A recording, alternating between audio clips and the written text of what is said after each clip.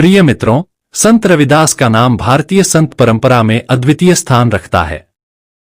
वे भक्ति आंदोलन के प्रमुख संतों में से एक थे, जिनकी भक्ति और साधना से स्वयं भगवान प्रसन्न होते थे। उनके सरल जीवन और गहरी भक्ति ने उन्हें महान संतों की श्रेणी में स्थापित किया। मित्रों, एक बार भगवान विष्णु ने संत रविदास की परीक्षा लेने की योजना बनाई। प्रिय मित्रों, भगवान विष्णु ने कैसे संत रविदास की परीक्षा ली, चलिए जानते हैं इसे एक सुंदर कथा के माध्यम से। मित्रों, संत रविदास का जन्म एक साधारण चर्मकार परिवार में हुआ था। समाज उन्हें उनकी जाति के कारण हीन दृष्टि से देखता था, लेकिन वे मन, कर्म और वचन से पूर्णतः शुद्ध और भगवत भक्त थे। उनका हृदय पवित्र था और उनकी भक्ति निश्चल। वे प्रतिदिन गंगा के तट पर बैठकर राम नाम का जप करते और लोगों को सच्चे प्रेम व भक्ति का संदेश देते। उनकी प्रसिद्धि दूर दूर तक फैलने लगी और उनकी कीर्ति स्वयं भगवान विष्णु के धाम तक पहुंची। भगवान विष्णु ने उनकी भक्ति की परीक्षा लेने का निश्चय किया। प्रिय मित्रों, एक दिन भगवान विष्णु ने नारद मुनि को बुलाया और कहा, नारद, मुझे संत रविदास की भक्ति की परीक्षा लेनी है। मैं देखना चाहता हूं कि क्या वे वास्तव में निष्काम भक्त हैं या फिर उनके मन में कोई सांसारिक इच्छा शेष है। नारद मुनि ने मुस्कुराते हुए कहा, भगवान, निसंदेह संत रविदास की भक्ति सच्ची और अटूट है, परंतु यदि आप परीक्षा लेना चाहते हैं तो यह अति रोचक होगा। प्रिय मित्रों, भगवान विष्णु ने तत्काल एक योजना बनाई और स्वयं एक राजसी वेश में पृथ्वी पर प्रकट हुए। एक दिन जब संत रविदास अपने आश्रम में ध्यान मग्न थे, तभी एक सुंदर राजसी वेशभूषा में एक व्यापारी उनके पास आया। उसके पास सोने की अशर्फियां और रत्नों से भरा एक थैला था। उसने संत रविदास से कहा, महात्मन, मैं आपको ये स्वर्ण मुद्राएं अर्पित करना चाहता हूं ताकि आप अपने आश्रम को और बड़ा बना सकें। इससे आप अधिक भक्तों की सेवा कर सकेंगे।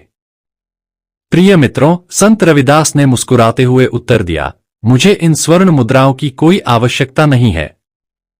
मेरे लिए सबसे बड़ा धन तो राम नाम है। यह स्वर्ण तो नश्वर है, लेकिन ईश्वर का नाम अमर है। व्यापारी ने कई प्रकार के प्रलोभन दिए, लेकिन संत रविदास अपने स्थान से टस से मस न हुए।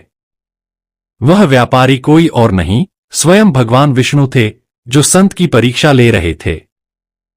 प्रिय मित्रों, फिर भगवान विष्णु ने अगली योजना बनाई।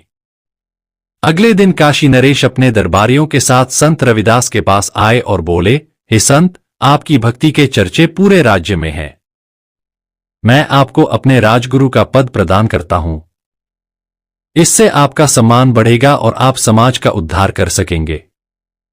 संत रविदास ने विनम्रता से उत्तर दिया, राजन, मैं तो केवल एक साधारण भक्त हूं। मेरा धर्म केवल ईश्वर की भक्ति करना है। मुझे किसी पद या सम्मान की आवश्यकता नहीं। राजा यह सुनकर आश्चर्यचकित रह गए। उन्होंने बहुत समझाने का प्रयास किया, लेकिन संत रविदास अपने मार्ग से नहीं डिगे। प्रिय मित्रों, अब भगवान विष्णु ने संत रविदास की सहनशक्ति की परीक्षा लेने का निश्चय किया। एक रात जब संत रविदास ध्यान में लीन थे, तभी कुछ लोगों ने उनके आश्रम पर हमला कर दिया और उनके सारे शिष्यों को मारकर आश्रम को आग लगा दी। संत रविदास यह देखकर भी विचलित नहीं हुए। उन्होंने ईश्वर का नाम स्मरण किया और प्रार्थना की, हे प्रभु, यह संसार नश्वर है, जो आया है उसे एक दिन जाना ही है। मैं केवल आपके नाम का दास हूं, मुझे किसी सांसारिक चीज से कोई मोह नहीं।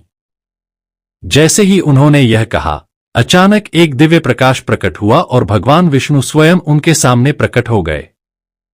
मित्रों, भगवान विष्णु ने संत रविदास के चरणों में प्रणाम किया और कहा, हे महात्मन, आपकी भक्ति अडिग और निष्कलंक है। आप किसी भी प्रलोभन या संकट में नहीं डगमगाए। मैं अत्यंत प्रसन्न हूं और आपको वरदान देता हूं कि आपकी कीर्ति युगों युगों तक बनी रहेगी। संत रविदास ने विनम्रता से कहा, हे प्रभु, यदि आप मुझे वरदान देना चाहते हैं तो कृपया ऐसा आशीर्वाद दें कि हर व्यक्ति सच्ची भक्ति और प्रेम के मार्ग पर चले और सब में संभाव का दृष्टिकोण विकसित हो। भगवान विष्णु ने संत रविदास को आशीर्वाद दिया और अंतर्ध्यान हो गए। संत रविदास के इस अद्वितीय अनुभव के बाद उनकी भक्ति और अधिक गहन हो गई। उनके शिष्यों की संख्या बढ़ने लगी और उनके प्रवचनों से हजारों लोग प्रभावित होने लगे। प्रिय मित्रों, एक दिन संत रविदास अपने आश्रम में ध्यानमग्न थे, तभी एक वृद्ध महिला उनके पास आई। उसकी आंखों में आंसू थे और उसने करुणा से कहा, हे महात्मन, मेरा परिवार भूखा है, क्या आप मेरी सहायता कर सकते हैं? संत रविदास ने मुस्कुराते हुए कहा, मां, ईश्वर की भक्ति ही सबसे बड़ा धन है, किंतु जब तक हमारे पास कुछ है हम उसे बांट सकते हैं। उन्होंने आश्रम में रखे अन्न से वृद्धा की सहायता की और उसे आशीर्वाद दिया। यह देखकर उनके शिष्य उनसे पूछने लगे, गुरुदेव, क्या केवल भक्ति पर्याप्त है या हमें समाज की सेवा भी करनी चाहिए? प्रिय मित्रों, संत रविदास ने उत्तर दिया, भक्ति और सेवा एक ही सिक्के के दो पहलू हैं। जो सच में ईश्वर से प्रेम करता है वह उसके सभी प्राणियों से प्रेम करता है। समाज की सेवा भी एक प्रकार की ईश्वर भक्ति है। यह उपदेश सुनकर उनके शिष्य और अधिक प्रेरित हुए और संत रविदास के मार्गदर्शन में सेवा और भक्ति का कार्य करने लगे। प्रिय मित्रों, यह कथा हमें सिखाती है कि सच्ची भक्ति किसी भी प्रलोभन, संकट या सम्मान की इच्छा से परे होती है। संत रविदास की भक्ति ने यह सिद्ध कर दिया कि जो भी सच्चे हृदय से ईश्वर का स्मरण करता है उसे स्वयं भगवान भी नमन करते हैं। संत रविदास की भक्ति और उनकी शिक्षाएं हमें यह सिखाती हैं कि ईश्वर केवल मन की शुद्धता और निस्वार्थ प्रेम को स्वीकार करते हैं।